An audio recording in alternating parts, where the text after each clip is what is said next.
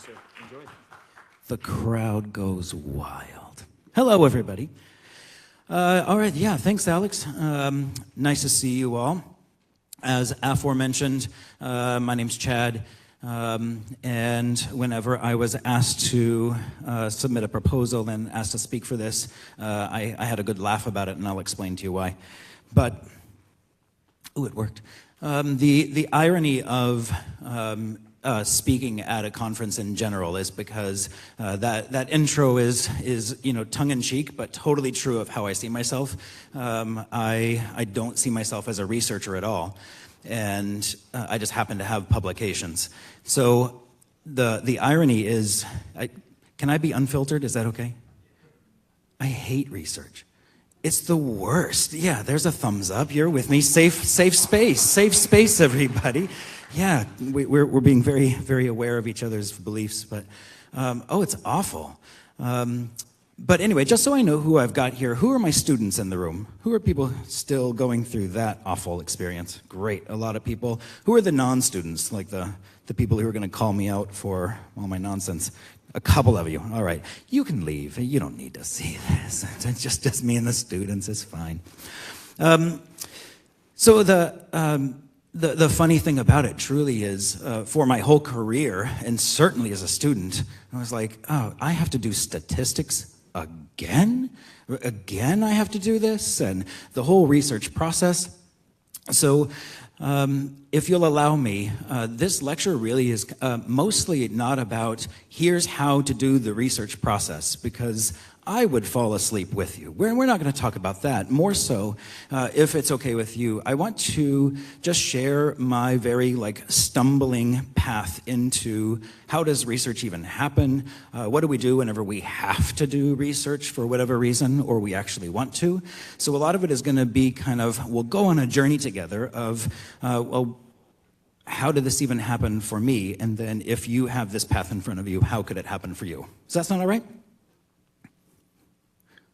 Great. Yeah, yes, thank you. Everything. Come on, you're sporty people. You don't have to be academic. All right, good. So my path, if it's okay again that I share with you just a little bit about my background, because it does inform how research and publications started to reluctantly happen. I graduated way back yonder in 2009 with my first doctorate. And so I've been in clinical practice for about 16 years. Now, that's been I have been on a pretty circuitous path, right? I graduated in 2009, and I said at that time, what I think a lot of students say is, I am never gonna be in a classroom again. So I'm finally free of this place, and you'll never see my face again, and then I probably had a few choice curse words and slammed the door. Well, then a few years later, I found myself as an academician. I was a teacher. And so that started in 2013-ish. I started TAing some courses, and then in around 2013, I found myself in the role of assistant professor. Oh, okay. So, I'm a former performer. I love teaching. Teaching is great. And what are the jobs of somebody as an assistant professor? What's our job description? Well, we have to teach. Okay, fine. We're supposed to do service, which, we do as little as possible. And then the third thing is we're supposed to do research, have a scholarly agenda. And to that I said, I'm supposed to be a researcher. Now, my research project whenever I was a student was, again, it was something I was like, we just kind of have to get through this, right? This is just part of getting your doctorate degree. Let's get through this experience, and then let's move on with life. And so now I was supposed to be a scholar or something like that. And so I kind of dabbled around during this time with some endurance athletics. So the endurance athletics really were kind of I wrote here a deep personal self-loathing. I grew up as a non-athletic kid, and around the same time that I became a professor, I also started to do some endurance athletics, and that was really kind of the path to that, was I got my first doctorate degree, and then I said, awesome, I got a doctorate degree, what should I do next? So I signed up for a marathon, as you do. Had I ever run a marathon? No, I just signed up for one. So I signed up for this marathon, and I ran it, And I didn't die. It was down in Atlanta, but I found that I got hurt during the race a lot, and it was miserable. And so I kind of had that, like, there's this experience of, well, I'm dumb enough to run a marathon, and then it hurt, and now I've got to move on with life. That then, as you can see on the slide, led to more stupidity in a pretty aggressive way. I then signed up for the next thing that I thought, oh, that sounds impossible. I'm gonna do it. And that was an Ironman. And I did an Ironman race. And I was like, wow, that was awful. I'm gonna do it again. So I did. So I went in and I ended up doing 7 Ironmans. And then that wasn't quite stupid enough. So then I leveled up again and I did a race called an Ultraman. Now, all that's to say, just some of the background of that was really hurting. Like there was an Ultraman is kind of like a double Ironman over 3 days. Just so you have some color here of who is standing in front of you. On that last day, the 3rd day is a double marathon in Florida. I had a heat stroke, a mild one, it was fine. But as I was running along, I lost my ability to speak. And so my team who was with me, they became quite alarmed because what I was trying to communicate to them with this like ridiculous event was, all right, when I get to that fire hydrant, I'm gonna start running again. Or when I get to that stop sign, I'm gonna take a little walking break. I couldn't manage all of those words due to being very, very warm, but also like my knee was hurting, my foot was hurting, oh, my back, all these things. But all I was managing to get out during this 50-some whatever race or a day was I would just shout colors because I was trying to tell them when I get to the yellow fire hydrant, I'm gonna run. But all they were hearing was, yellow, right? And they were worried for me, notably. But they finally figured out my code. So I did all of these ridiculous things, and I kept hurting myself. And I don't like hurting myself. Well, I don't like injuries, but I started to like, how can people be doing this and not hurt themselves? And that was one of my first questions. And that started way back in 2010 with my first marathon, whenever I ran a race in Atlanta. I ended up with like IT band friction syndrome and all kinds of things. But I was like, well, that was dumb. Can this be avoided? And that was one of my first really dangerous questions that I asked myself, like, should I learn more about this? So, was this like the beginning, the opening of the flower, the budding interest of a big, big researcher and a big research agenda? And was I like, yes, I am gonna answer questions? No, it was not. It was not the budding researcher at all. But I did start having some questions. Why did I start doing research? Can I be unfiltered again? If I didn't do research, I was going to get fired. The end. Yeah, that was it. No, my boss at my first university that I worked at, due to accreditation, I had to do research. And so that's why I did research. So I said, okay, fine. If I have to do research, what's something that I know about? Well, I don't know, I'm a clinician, and I keep doing these stupid races, and I keep hurting myself. So I guess I know about that, and I guess I can ask some questions about that. And so that's really how it all started. So I thought, all right, endurance athletics, knee pain, back pain, heart pain, heat strokes. So I threw together like a couple of surveys, because surveys seemed easy. So I threw together a couple of surveys to see, I don't know, who gets hurt more. And for example, like one of the questions I had is, in an Ironman triathlon, the last part of the race is you run a marathon. Anybody in here dumb enough to do an Ironman? Yeah, dumb person. Yeah, nice, excellent. Let's talk later. So the last thing you do is a marathon. And so I was curious, right? I had always been told, in fact, I'd been told many years ago running was bad for me. It was going to hurt me. So being who I am, what did I do? I ran, of course. But I was curious of if somebody's going to do an Ironman and finish with a marathon and they have to do all this run training, how do they compare to people who run just a standalone marathon? Like, I don't know, does the swimming and the biking training have anything to do with how often they get injured compared to if they ran a marathon standalone and then they did that program? I don't know, let's find out. So I did a survey. I thought, well, I don't know, how about cycling? If somebody's just a cyclist, do they get hurt compared to runners? So I started to look into that. And then a far worse decision, and I'll be honest how this happened, but a PhD. How did a PhD happen?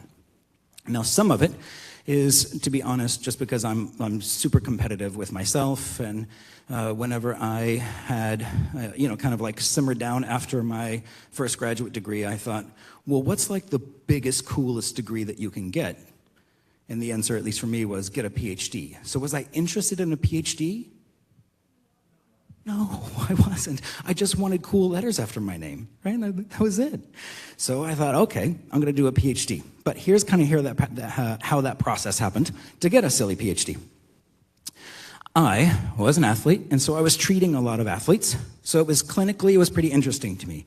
Whenever you are, whether you're starting research now or whether it's in your future, you'll find that, or clinical practice, you'll find you're going to start to attract a lot of the people who do similar things to you, right? Like I also was a dancer way back in the day, so I still treat a lot of dancers, and I was an athlete, an endurance athlete, so I was treating a lot of athletes, and they were coming in with injuries, so I was a bit curious as to like, all right, I'm treating them, what about them? I was hurting myself quite a bit. I was still dabbling in this athletic journey and hurting myself, so I was, all right, I'm still pretty curious. I was, as my patients do all the time, I was just ignoring my injuries, hoping, dear God, make this pain go away, because I've got a race. So I was doing that exact same thing that I was like scolding my patients for. Also, let's be honest, was I doing any of my like corrective exercises? No, of course not. I'm a physical therapist. Why would I do that?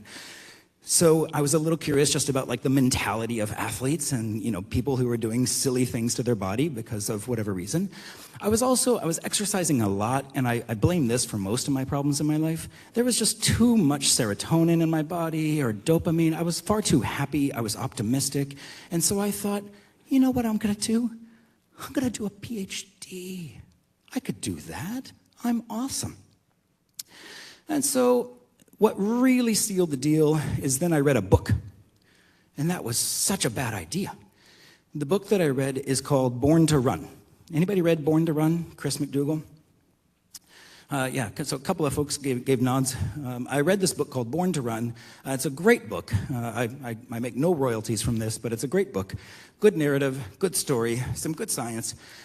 Anyway, this book kind of, to summarize, talks about a group of runners in Mexico who run with the equivalent of almost no shoes, basically barefoot. Some of them are running in like a spare tire that maybe is found on the side of the street. They cut out a foot-shaped piece of this rubber tire, they lace it onto their foot, and then they go and they crush the competition in these ultra marathons. These like professional athletes who were sponsored and everything else. They were beating all of their competition. And it's just this group of runners who are running in literally a piece of tire on the bottom of their foot. So virtually barefoot. But they were winning the races and they weren't getting hurt compared to sponsored athletes who were in these designer shoes and had these big teams and they had all of their electrolytes and all the things. This group of runners from Mexico was winning. And so the book is really about that. So the author, as I mentioned, it's a really excellent book. But I got to meet him a few years ago, and the first thing that I said to him, his name's Chris. The first thing I said to him is I was like, "Oh, hey, Chris, can I just say something to you?" He's like, "Yeah, sure." He's a cool dude. I was like, "I am so mad at you, and the reason why is because your stupid book made me go through a PhD, which was 8 years of just utter awfulness in my life." And we laughed because when I read that book, here's the question that was starting to form in my mind. Are they onto something? Is this whole barefoot running thing, like, I don't know. Do people who run barefoot get hurt less than people who run in fancy shoes? And that was the question. Now again, am I a researcher? No is always the answer. If I ask you anything, the answer, no, I'm not a researcher, but I was kind of curious. And so that's really where things started. I was like, oh, I don't know. I got hurt running. These other people don't get hurt running. Let's find out. And so And then I did a PhD. I'll get to this in just a sec. But I did my PhD, I finished it up, and I found out, like, oh, okay, well, turns out, at least according to the PhD and the dissertation, people who run barefoot are less likely to report being injured. That's the asterisk. Is it true? I don't know. People lie. But, so I did this PhD, and I got all the way through it, and it was kind of interesting, right? And my boss at my university, very happy. Look at you, PhD, good. And so then I was continuing on like, fine, I'll do enough research just to, keep my boss happy and to make sure the accrediting body didn't cite me. Then a very silly thing happened. I was at a networking event. And the networking event, which is my absolute favorite name of any networking event I've ever been to, is called the Gay Medical Mafia. And I had to sign up for this. This is awesome, right? So here I was at the Gay Medical Mafia, and we were all chatting, as they do. And one urologist and also a colorectal specialist approached me, and they said, hey, Chad, do you treat men with pelvic health conditions? To which I said, what's that? Now, I was a physical therapist, I was an educator, and I really didn't know what male pelvic health was, nor was I interested in it much at all. Can I continue being honest? Oh, thanks. So they said, well, we are desperate to find a male clinician, a male-identifying clinician, to treat male patients. Because we have a lot of our patients who really want to get physical therapy or really need physical therapy, but for their own personal reasons, they would be more comfortable with a male-identifying provider. And I'm a business owner. This is where the honesty comes in. And I said, how many patients would you say? And they're like, whew, a lot of patients. I said, oh, that sounds good for business. So I became interested. So I took some coursework on male pelvic health. Again, zero interest, zero pathway other than a networking event. And I thought, cool, that could be a nice influx of patients to my practice. So I took this coursework, and I found it was pretty cool. It was really interesting. What I also learned in that coursework, at risk of overshare, is I myself was experiencing some really outstanding pelvic health disorders myself, and I didn't know. And again, I'm a clinician at that time for probably like 8 or 9 years. I'm a professor, and I had no idea what was going on in my body. So that made it personally pretty interesting. But then I also started treating some patients for male pelvic health, not knowing any idea what I was doing, but I thought, hey, why not? And so I kind of became interested in this new clinical specialization. Endurance athletics was still there, dancing still there. Cool, well, let's try the male pelvic health thing. So that's what I did next. And then I started asking stupid questions again. Because I went to a couple of courses, right? And I kind of felt the same way that students feel like leading up to an exam or right after an exam, which is like, what just happened? What is my life right now? Did I choose this? Did I fight to get here, right? Does anybody identify with that feeling as a student? Like, I fought to get here. Oh, why did I do that? And that's kind of how I felt treating these people, right? I was like, what in the world am I doing? I don't know what I'm doing. I don't know how to help with these conditions. I've taken a couple of courses, but I don't know, whenever we get to that place, what are we supposed to say as professors to students? When you don't know, what do? What? Yeah, you look it up. Yeah. You go to PubMed or Google Scholar. I see you. I know we all go to Google Scholar. Yeah, are there studies? So I'm sorry, it sounds, this is an awful thing to say publicly, but I was like, well, maybe there's research on this. Like, that was a genuine thing I said. Like, maybe there's some research on this patient population that if I can read this research, I could become more effective at treating them and helping them get better. It was reasonable, yeah? All right, so that's what I did. And guess what I found? Like, nothing. Almost nothing. It was a ghost town, tumbleweeds and all. And so, here comes some stupid questions again. I was like, well, I don't know, like, how many men are walking around with this dysfunctional pelvic floor? do we even know like how prevalent this is? And then I said other things like, well, are there any like common histories or predictive factors? I'm a manual therapist. I'm about to finish my fellowship in manual therapy. And so I'm always curious about like, well, if I do a certain manual technique or manipulation, or I do some specific exercise, can that help my patient? And are there any of those things that help these men with pelvic floor? Again, the literature, bubkas. Like nothing out there. How about modalities? Back up. Let's say I see a patient. Go with me here. Let's say I see a patient and I actually manage to get them better. How do I know, aside from them saying, gosh, Chad, thanks, I'm better, how do I know they actually got better? Can I measure this thing? Is there an outcome tool or some way that I can write it up or tell an insurance company, here's how much they got better? The answer? Say no. No, there was none of that stuff. Now, this was in my brain like, oh no, I'm transitioning into a full-on nerdy scholar.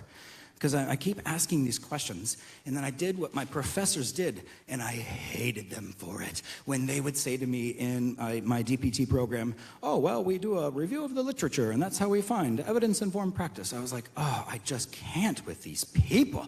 But I found, like, I was starting to do the thing, right? Because I was like, I don't know how to help these people the best. So I was becoming like this cheerful fellow with a low-quality image. And so I started asking these questions, and then the first question was, how many people have it? And now, if you'll forgive me, I usually roll my eyes at people who present at conferences, and they're like, my latest publication happens to show, and now I'm the guy, but my latest publication happens to show that like a lot of dudes are walking around with pelvic floor dysfunction. So again, I didn't want to be a researcher. Not really any interest. I just wanted to have some answers to these questions. And I was trying to look around to see if anybody is trying to find the answers to these questions, and it seemed like kind of nobody was. So I did a silly study with some of my students. And it turns out somebody thought it was good enough to put into print. So it did. It got published. And it's called, here we are, the prevalence of pelvic health conditions and associated factors in a male population. And then my silly name is out there. Now, what we found was lots. There's your abstract. Lots of men have this. Upwards of like higher than 40% in some cases, depending on the question that we asked. It was a lot. And that was, for me, not a researcher, still pretty interesting as a clinician. Because as a clinician and a business owner, I thought, holy smokes, there's like a lot of people out there that need the help that I and my team can give them. And that became kind of interesting to me. Okay. So cool, you're published. It happened. You're now in this echelon of people that publish things. Great. Who cares? Now, I didn't think a single human being was going to read that study. Legit. I thought, okay, oh, thank God I published this thing, and I went through the peer review process, and I had to answer all of the questions, and I had to sit still at my computer for a long time, and you can see I'm not a good sit-still person, but I did all those things, and the thing got published, and I said, whew, it's done. I don't have to do that anymore. And I didn't honestly think that, aside from maybe other pelvic health physical therapists, I didn't think anybody was going to read this thing. And that was my genuine belief. I was wrong because I got contacted by a couple of people who are journalists. And these journalists said, hey, Dr. Woodard. They called me that, which is cute. And they said, I read your study in the Journal of Women's and Pelvic Health Physical Therapy about male pelvic health conditions, and I wanted to ask you a few questions. And I said, what? Oh, really? Oh, seriously? Oh, yeah, cool. Let's have a coffee. Let's have a call. So, in fact, they did. And so I spoke to these two journalists, and they asked me questions about, like, oh, your research, what did you find? And what about this other thing? And, oh, great, so we just had a nice chat. Now, a couple of little articles, kind of public-facing articles, came out, and one of them's here, a little screenshot of why men shouldn't ignore their pelvic floors. Chronic pain, sexual dysfunction, incontinence, common things, and most men don't even know they have one. Ooh, catchy title. But that, a good amount came from this silly article that I published as not a researcher. Now, where was this published? This adorable little publication called the New York Times. Like, the New York Times posted a thing, and it had my name in it because of the stupid article that I published that I was certain no one was ever going to read. Now, who reads the New York Times? These people. Like, I was starting to get calls from Taiwan and California and India and Europe and all over the world. People said, oh, I read your article in the New York Times. I was like, this is a joke. Like, there's no chance any of this is actually happening from this goofy little study that I did, only because I had to, but also because I was starting to get a little curious. So, then I said, wait, the dissemination of knowledge. That's the thing we do as researchers. We disseminate knowledge. Wait, that actually means we disseminate knowledge? Like, it's a real thing? And this was me. People cared? People read it? Now, it helps whenever it's the New York Times versus the Journal of Women's and Pelvic Health. Not a lot of human beings read that thing, but a lot of them read the New York Times. There was another article in Bloomberg magazine. So a lot of investment bankers working on Wall Street, running the world, doing whatever they do, they were also calling. And so it became pretty interesting. So thank you for going on this ridiculous journey with me, but I mention all this journey because it's really kind of how I became a researcher. Clinical practice. I like treating patients. That's cool. That's what I got a degree in. So then I started seeing some patients in the endurance athletics. Then I got this like funny little job in academia that I was never supposed to do, right? I actually moved out here to New York City to be a what? A Broadway star. But then I don't know, I just kind of, whoops, I found myself in this little area called physical therapy. And then I started teaching. And then I had this like, fine, I'll do research. And then I was checking some boxes, and then I kept practicing, and then I went to a goofy, mostly because of the great name, networking event. And then that started to then bring up some questions, and so on it goes. And now I treat a lot of athletes and dancers and male pelvic health, and a couple of days ago, a new person called in. Hey, I read your article in the Times. I'm like, I don't have an article in the Times, but I'm getting, like, it changed a lot of clinical practice for me. And that became really meaningful. Now, finally, that was a long journey. Finally, my hope, at least if I could go back and do it again, or if I was advising somebody, what are some of my barriers, or what are some of the barriers, the beliefs that held me back, is that early on, whenever I had to start this as a young academician, I wanted to do research that was like big. I wanted to answer all the questions and the really big questions. And I would design these research studies that were absolutely impossible to do.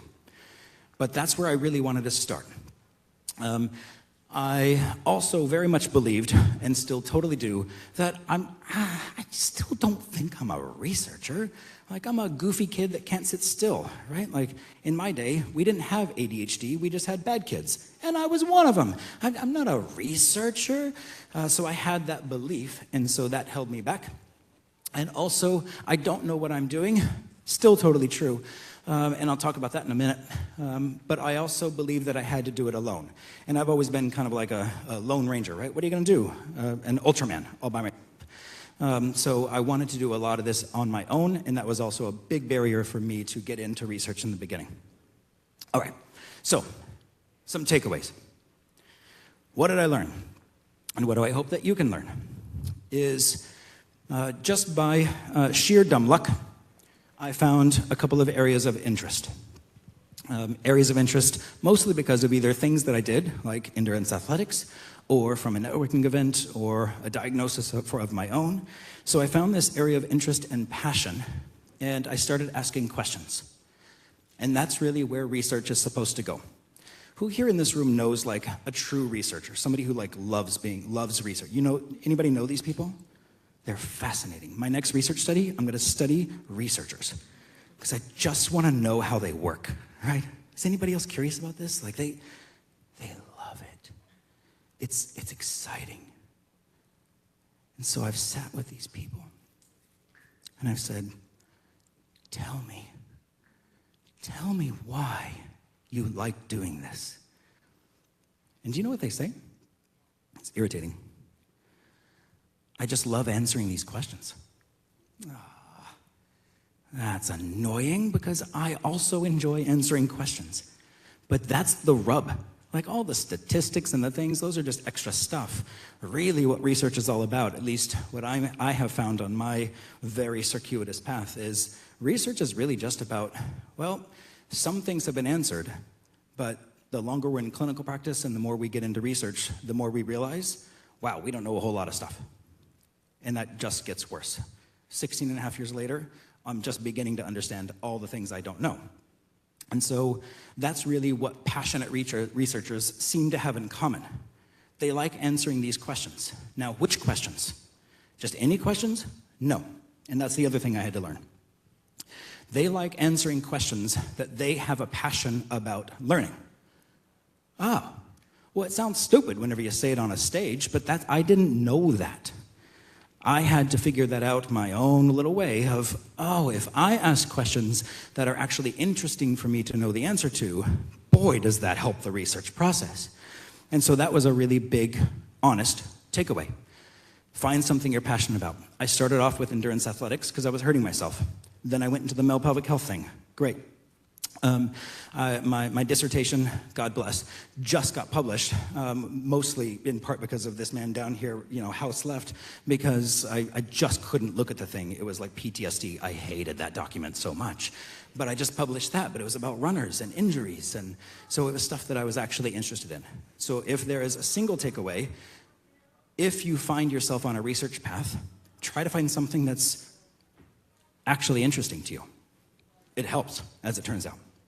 The other takeaway that I had to learn, was make friends with people who are doing research that interest you. Turns out that's super helpful. I had, I don't know, I guess my fair share of imposter syndrome about all the things in my life, but certainly the research process was one of them.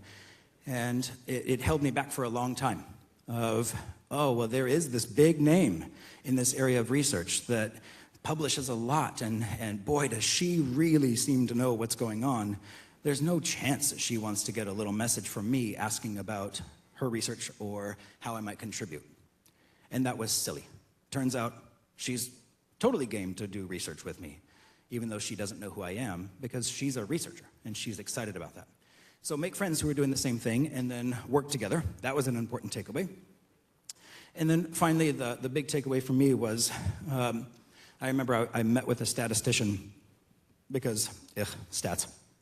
And so I was meeting with a statistician, and I apologized for my study to him. And I said, I'm sorry, I know this isn't really very groundbreaking research, so thanks for taking the time and doing this stupid little project, and thanks for looking at that. I'm sure it's really boring for you, and I'm really sorry. And he said probably the best thing that I could have ever heard as a researcher, which is, Chad, there's almost none of those studies that you just described. Every single study that I'm a part of right now is a tiny little bit of information that we add into the big pool of the body of literature. And I didn't know that either. I thought I was supposed to come up with like a tour de force, something really groundbreaking and impressive. And that is not what most research is. Most research is just an adorable little cog in a very big wheel. And I had to stop apologizing for that, because that also held me back for a long time.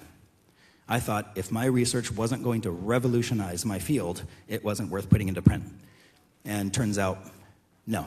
And when you read more research, that's exactly the takeaway from most of the things you read. Oh, that's interesting. And then you move on. And then eventually, whenever there's enough of those, what happens to those?